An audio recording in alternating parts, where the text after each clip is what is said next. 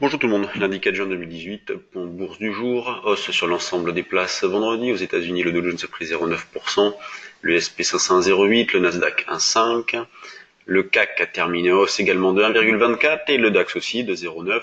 Donc hausse un petit peu moins forte sur le DAX qui est davantage impacté par les mesures protectionnistes de Trump. Et ce matin, le Nikkei a terminé aussi en belle hausse de 1,35%, ce qui fait que ce matin on a ouvert avec un gap à la hausse. Donc quand on regarde l'indice CAC 40, on a un gap à la hausse, donc une ouverture au-dessus des plus hauts de la veille, donc au-dessus des plus hauts de vendredi. Belle reprise par rapport au point bas, donc 5360 côté jeudi. Donc on est actuellement à 5477 sur le futur échéance juin. Il y a actuellement 15 points d'écart entre le cash et le futur. On a Capgemini et Valeo qui ont détaché ce matin et l'impact était de 2 points. Donc vendredi on avait 17 points, ce matin on en a 15.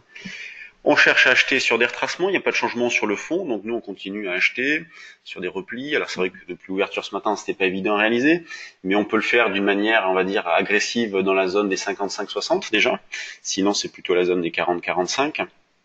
Pour scalper, ça peut être 71, vous voyez, dans l'idée de faire 71,85 par exemple, ça c'est très très agressif, mais sinon un ordre valable quelques heures pour être un achat dans cette zone-là. Le niveau d'infirmation reste le même, ce sont les derniers plus bas, donc la zone des 5340-50, niveau en dessous duquel on passerait vendeur. On peut toujours travailler en put synthétique, c'est possible aussi, puisque la volatilité est assez basse, donc on peut en profiter pour acheter des calls. L'échéance, ça sera pas vendredi là, mais celui d'après, donc une échéance assez proche, donc l'impact du θ va être forte.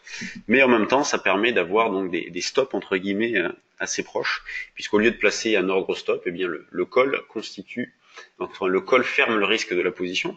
Donc achat sur repli sur le CAC, sur le DAX, c'est exactement pareil, avec des achats possibles déjà à partir de 12 780-60, c'est la plus proche zone d'achat. Sinon après c'est beaucoup plus loin, c'est les plus bas de vendredi notamment. Donc si on achète dans cette zone de 12 760-80, c'est pour jouer les derniers plus hauts et un éventuel double top vers 12 840. Sur l'euro-dollar, eh bien on a une reprise également. Donc la zone des 1,1720 a bien fonctionné, donc elle a bien fonctionné déjà le jeudi 31. On a pu la rejouer ici avec de beaux écarts. On prend les mêmes heures commence, donc la zone des 1,17, 20, 40 reste la zone sur laquelle on peut vendre. C'est vrai qu'on est davantage méfiant dans la mesure où les objectifs ont été atteints, que l'on mentionnait ont été atteints, notamment la zone des 1,1560. En cas de repli, l'objectif suivant c'est 1,1430. Donc on peut garder un solde, mais cette fois-ci allégé, et profiter de chaque rebond pour vendre, sans trop insister, en n'hésitant pas, si jamais l'eurodoll reste ferme, d'attendre des signes techniques pour vendre, pour améliorer le timing. Quand on regarde du côté des actions, c'est plus forte hausse Société Générale, donc Unicredit qui pousse à une fusion avec la Société Générale. La Société Générale fait un point aussi sur les amendes aux États-Unis. Donc 2,40% de hausse, donc on a un gap aussi. La plus forte baisse, c'est Accor, qui réfléchit au rachat de la participation de l'État dans Air France. Donc baisse sur Accor.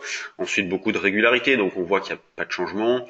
Les gérants n'ont pas beaucoup bougé dans la phase de repli. Il est très probable qu'ils ne bougent pas dans cette phase-là. Quand on regarde du côté des mid et small cap, est-ce qu'il y a de l'intérêt? Tac, je vais découvrir en même temps que vous. J'ai pas eu le temps de regarder. Donc on a Rosilex qui monte, on a Air France qui monte suite à la nouvelle. Villemorin, Inat. Tiens, Villemorin, c'est pas vilain d'ailleurs. On a eu le croisement de moyenne mobile, le franchissement du dernier plus haut. Donc on a un signal d'achat qui s'est déclenché sur Villemorin. Inat, il n'y a pas grand chose à faire sur ces niveaux de prix. Gensight, Prodways.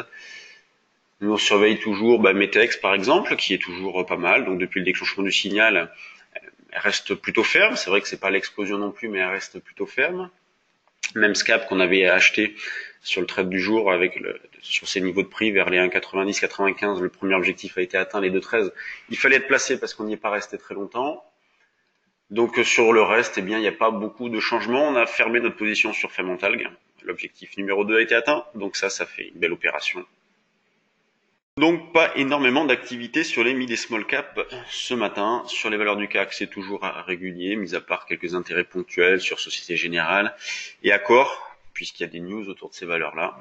Et donc on cherche à acheter le CAC, le DAX sur des petits retracements et à vendre l'eurodoll sur des rebonds. Jeudi, formation Forex, ou mercredi plutôt, formation Forex, si vous avez de l'intérêt, c'est en ligne.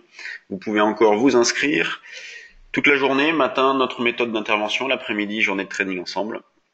C'est Jean-Louis et moi qui animerons.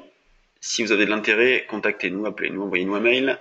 On reste à votre disposition et sur ce, bonne séance à tous et à demain.